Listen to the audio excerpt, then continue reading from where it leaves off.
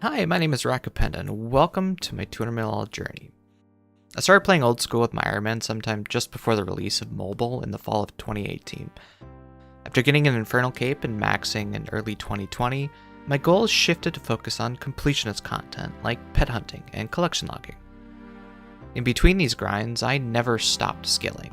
It's a core part of what makes RuneScape RuneScape. Too often I feel that a lot of the post-max burnout for people comes from shifting their focus from a mix of skilling and PVM content to solely PVM content. While I, too, enjoy PVM very much, it's not the only content this game excels in. That's not to say I enjoy all of the skills gameplay loops either, but I do enjoy most skilling activities. 200 mil all was not originally part of my completionist goals until I went 67.4 million farming experience for Tangleroot. At that point I realized I was a third of the way to 200 mil and said, why not? Let's go for it. And in the following months I would continue doing my daily tree runs, but this time just for experience. As I got closer to the end, the tree runs expanded to include allotments, special patches, seaweed, hops, and even paying 750,000 GP per crystal acorn to plant additional crystal trees. I was determined to finish on the front page of the high scores. And I did, rank 22. Sometime later, I passively got 200 mil range and HP, and at that point I said to myself, maybe 200 mil all isn't such a lofty goal after all. Like my professor asked us when we were faced with a large, semester-long project ahead of us, how do you eat an elephant? One bite at a time. In this first entry to the series, I wanted to highlight some overarching strategies I'll be utilizing to succeed in this extremely long-term goal I've set out to accomplish. These ideas can be applicable if you're just looking to max, or any long-term goal, really.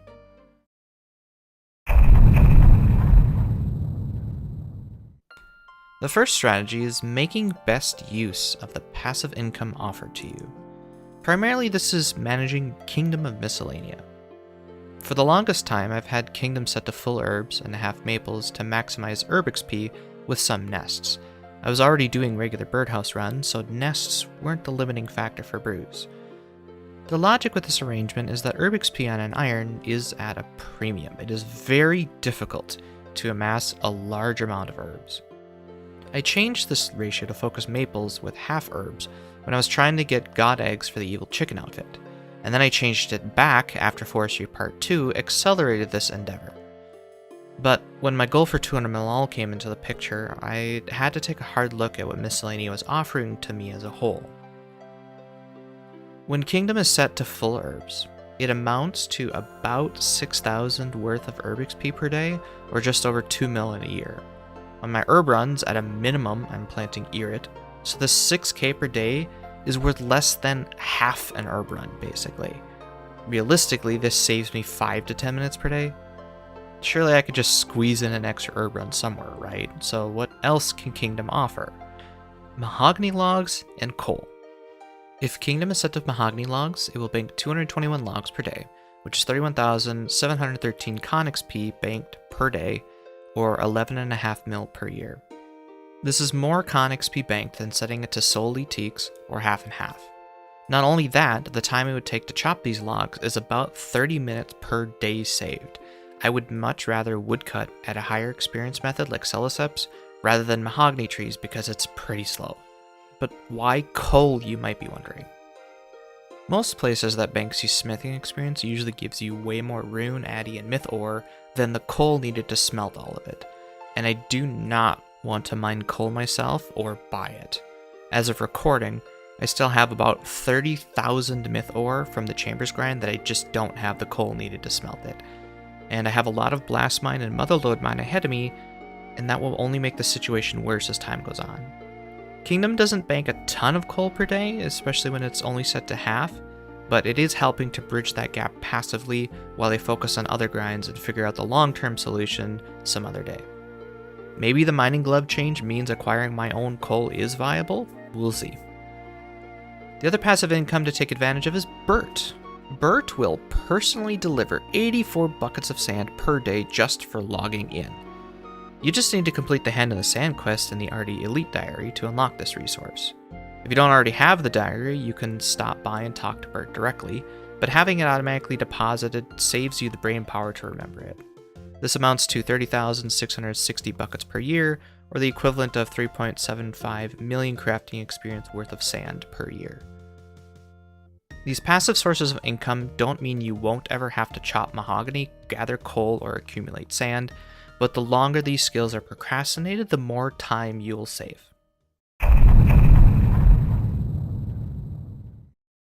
On a related note, take advantage of the dailies and the weekly rewards you have available. But I hate Dailyscape. Suck it up, Buttercup, it is not that bad. You don't have to do all of the dailies, just the ones useful to you. If you have a ton of charged orbs from PVM, maybe hit up Zaf and buy your daily limit on battle staffs. You get your money back when you elk them anyway, and you use up the banked crafting XP. If you happen to be running to Blast Mine for a clue or to actually Blast Mine, stop by the dynamite vendor and claim some free dynamite. I myself have a ton of unstrung yew and magic longbows. Every day I tele to the flax field and exchange 250 flax for bowstrings. Yes, I could make my own with the lunar spell, but that takes active time, where trading takes only 5 seconds and I'm done. This daily run is also a good opportunity to cap out your favor with your kingdom and keep it at max. The weekly reward is Tears of Guthix. It's a good XP dump to your lowest skill. Ideally, you have this go to a skill with very low XP rates. The majority of mine will probably be going towards agility or rune crafting. And if Dailyscape wasn't enough, onto Hourlyscape. In all honesty, I don't do that many herb, seaweed, or birdhouse runs anymore. Most days, I'll do my farming contracts and an herb seaweed run to start the day and another run to end the day. If the day is broken into sessions, I'll do a run to start and end each session. So 2 to 4 herb and seaweed runs per day is my average. In the coming months, once I've banked 135,000 seaweed, the seaweed runs will cease, and it'll strictly be herb runs at that point. On your herb runs, I would recommend planting a single limpwort seed at Zaya. No compost is needed, by the way. I've done this for years, and this one patch alone has been enough to use up whatever quorums I accumulate, especially now that limpwort scales with secateurs. These herb runs are also a good time to pick from a couple bushes as well. I usually hit up the monastery and Remington bush patches, as you already have the teleports on you, and then I swing around to the potato cactus I have planted near the duel arena. At this stage of my account, I don't even do birdhouse runs anymore. I've banked so many nests from forestry focusing on Ents, and I did birdhouse runs every 50 minutes for eggs during that time to grind out the evil chicken outfit before Forestry Part 5 ruined that method. And now, the Master Hunter level rumors give about 3 nests per. I estimate I'll end up with 30,000 nests by the time I'm done. If this stockpile depletes as I progress to 200 mil herb, I'll start doing birdhouse runs again, but... What is the best way to get X? Passively is my answer. If you can bank skilling resources on your way to achieving other goals, those resources you obtained were done in what we call zero time. You got them passively without any extra effort on your part. So to maximize your time, if you're a completionist like me, pick a pet to go for or a rare item to clog. A large majority of my skilling resources have come passively from doing these other activities. The classic example is Vorkath. Vorkath is a great boss for banking prayer, crafting, cooking, some fletching, raw GP, and if you're meleeing it, you get controlled melee XP as well. All on your way to get Vorki or the Skeletal Visage. Once I greenlogged Vorkath, I moved on to another boss to greenlog that one and repeat the process. Or, if a new minigame or activity comes out related to skilling, greenlog that.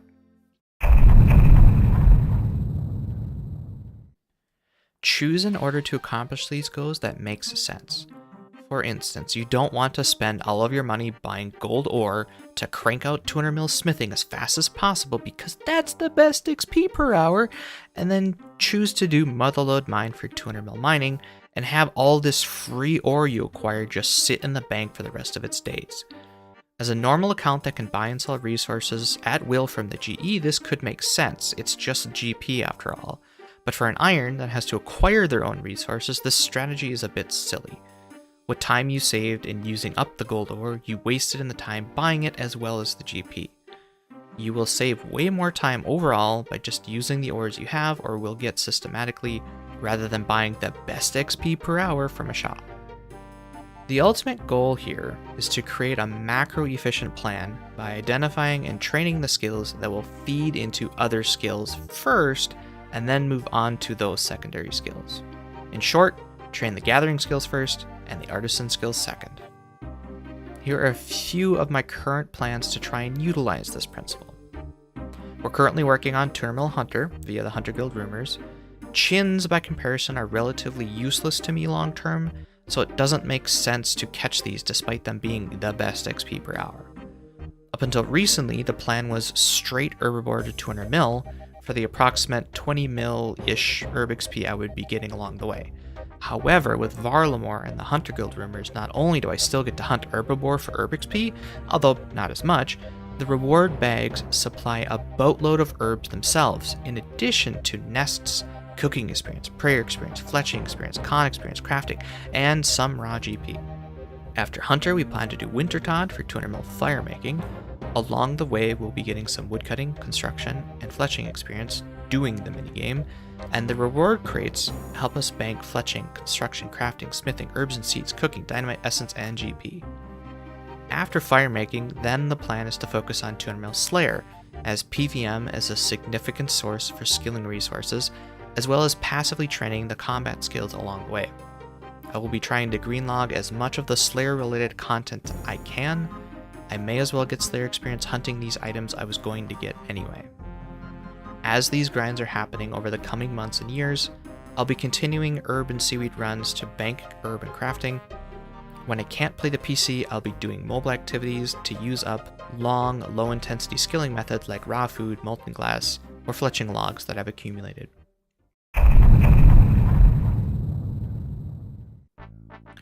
Speaking of mobile, you don't need to be 100% efficient to achieve your goals. You'll make more progress playing at 70% efficiency if you're motivated to put in 10 hours, rather than feeling forced to play at a high-intensity 100% efficient method, and then burn out and quit after one because it's mind-numbing or you develop tendinitis. Playing old school and mobile is actually a good use of your time when you can't be at the PC and play actively. I would estimate about a third of my total playtime is on mobile. I can attribute most of my skilling pets to mobile activities. I got the Heron from catching lava eels, Rock Golem from MLM, Beaver from Teaks, and Rift Guardian from Zaya runecrafting. Mobile is really good at two things: aerial fishing and activities that have long periods of little to no interaction.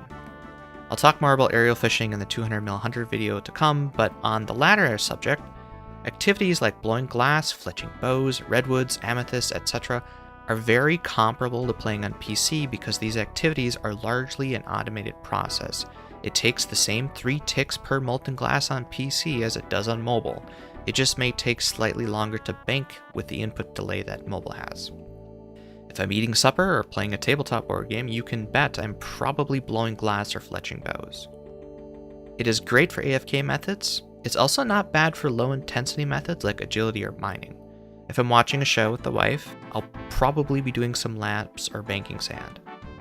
I consider all of the time spent on mobile as 0 time, so by that metric, it's all technically infinite % efficiency.